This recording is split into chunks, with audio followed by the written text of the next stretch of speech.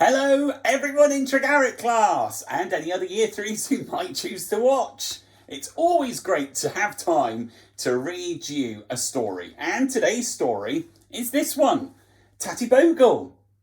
I know, what could this be about? A scarecrow. Yes, Tattybogle is a scarecrow. And this is a really nice story. And it's just a really lovely story. So I thought I'd read it to you. So let's have a little look at this. Tattybogle. Old... I don't know. Oh! There's a little dog in the room. Oh! Right, I'll start again, shall I? Are we sitting comfortably? Then I'll begin. Old Tattybogle stood in the middle of the field. He had been there for a long, long time. He was made of sticks and sacks and the farmer's worn-out clothes. His head was full of straw and cheerful thoughts. When the wind blew, he rocked from side to side, and his hat jumped up and down, but it never blew away because it was tied under his chin with good, strong twine. Twine is like string, but it's a bit rougher and coarser, and it's very strong. I like a bit of a dance, said Tattybogle. And there he is, in the wind, dancing. I like a bit of a dance, said Tattybogle. And he talks a bit like that, you see. He's a bit like, maybe like that character on the telly that I used to watch when I was a little boy. Wurzel Gummidge. He's a bit of a Wurzel, if you ask me, and that's the way I'm going to be at it, I tell you. When it rained, the drops made a drumming noise on his hat. Music, said Tattybogle. Like waterfalls. Little waterfalls ran down from his floppy hat past his face. He liked that. It's like being a statue in a fountain, said Tattybogle. You see, this is why I like Tattybogle. Even when it's raining, with a couple of birds sat on his arm, he's still cheerful and happy. I like Tattybogle. And I think he likes being a Tattybogle, if you ask me, missus.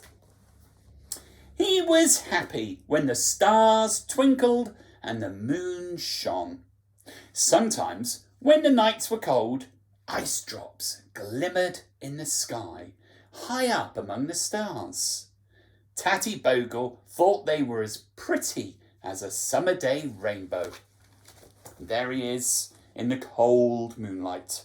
And he's got their little doormat on his hat. He likes that. He's might be his little furry friend, you see. I do like to be a scarecrow, Tattybogle said. He was happy when the snow made a mound on top of his hat. It keeps my brains warm, said Tattybogle. I feel just like a king with a silver crown. You see, Tattybogle, even in the cold winter weather, is happy. I like Tattybogle. And I like being a scarecrow, said Tattybogle, because it's nice and it's fun, you see. Even with the little robin perched on that there hand of mine, I love the little robins. I call them down to perch on me, and I'm just elaborating the story because it's fun doing voices like Tattybogle. And even though there's a fox right there, I'm not bothered. That there fox, he's a friend of mine, you see. His name is Fox. I thought that name all by myself, you see, because I'm clever, you see. My brain's in straw only. I'm clever boy, and that there's Fox. And I thought, then there are things, I haven't a clue, don't know what they are.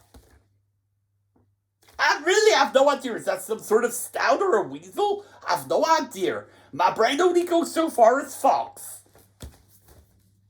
Oh, I'm rabbit. Then they're rabbits. Then they're rabbits. I haven't a clue. Don't have a clue what they are. I think they've just been made up, you see. I have no idea what them are. Them are strange in my book, but that they're fox, that they're rabbits, that's easy. Them, don't have a clue. No, missus, not a clue. Moving on. One autumn day, the wind got up and began to blow very hard. Oh, good stuff, cried Tattybogle. Oh, I do love the wind, he cried. But the wind blew harder and harder and louder and louder. Tattybogle was rocked about so much that he felt quite dizzy. "Here, steady on," he said. "I say that's enough, you know. I ain't having this go on for too long. It's just all too much for me, this here wind." But still the wind grew stronger. It howled like a pack of wolves, tearing leaves and branches from the trees. Simile. Like a pack of wolves. You've been doing similes in your writing in English, haven't you? And there's one just for you. It howled like a pack of wolves. It wasn't a pack of wolves. It's a way of explaining the noise of the wind. It snatched some of Tattybogle's stuffing and scattered it all along the hedge.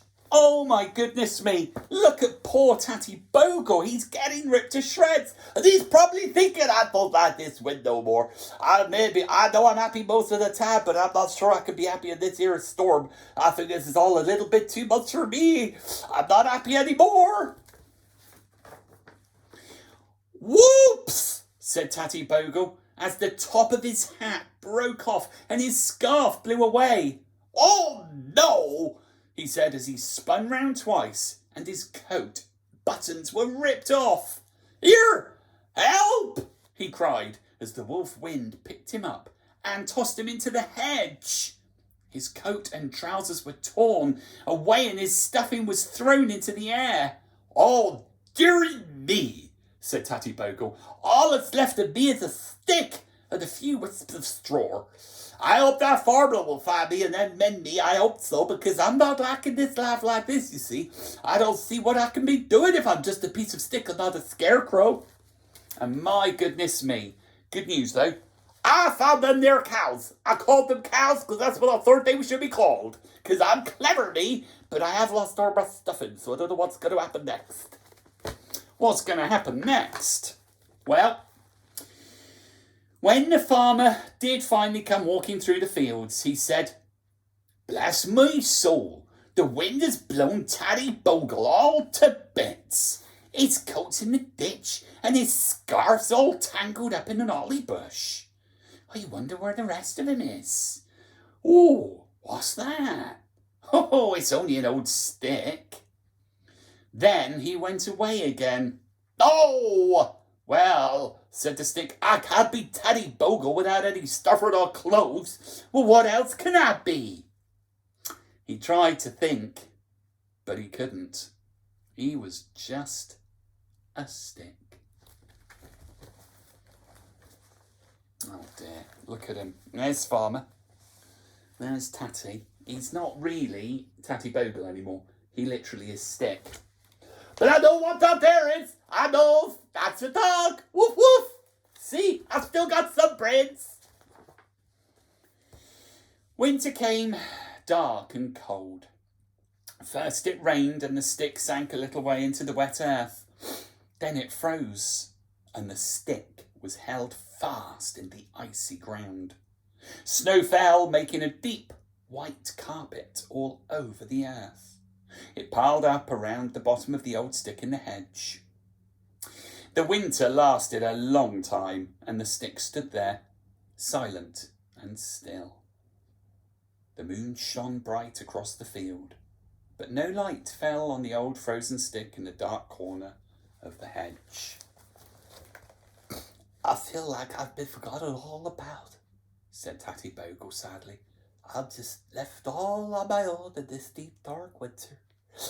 I'll try not to cry, and I don't want you viewers crying either. But just stay strong. There might be a turnaround for me. Just you stay tuned, because Tattybogle don't stay down for long. I can assure you of that, my darlings." One morning, there was a faint smudge of blue in the sky. The frost began to crack and melt. The snow turned to watery drops and rolled away. The sun crept out from behind a cloud and shone on the old stick. Spring had come. Slowly, a warm feeling spread through the stick. It started at the bottom and crept up all the way to the top. Then, tiny white buds began to grow under the ground. The stick was growing roots. It was living out a science experiment that the year threes had been learning about. The roots grew fast and deep, and near the top of the stick, where the sun shone warmest, more buds grew. They reached towards the sky. The stick was growing branches. I told you I'd be back because I'm Tattybogle and nothing can keep me down, I tell you. As the warm days went on, leaf buds formed. Then it rained and buds unfolded and opened. The new leaves fluttered in the air. A thin, whispery voice from somewhere deep inside the stick said, "A drop of rain does you a power of good, my darlings." Raindrops pattered on the new leaves. "Oh, music! Oh, I love a good tune," thought Tattybogle. The spring days grew longer and the sun shone. New buds grew and broke into dancing golden catkins. "I think I've got me some here visitors. I do love being a new little tree." Then one sunny morning, the farmer came with a bundle of sticks and straw and worn-out clothes. Tattybogle watched as he built a fine new scarecrow. "I reckon that's that there thing there, it's dog. Woof woof." And there's the farmer building the new scarecrow. And that's Tattybogle. Tattybogle's transformed. The new scarecrow looked across at Tattybogle. "What a beautiful tree," he said. "Here, he sounds like a posh scarecrow," said Tattybogle.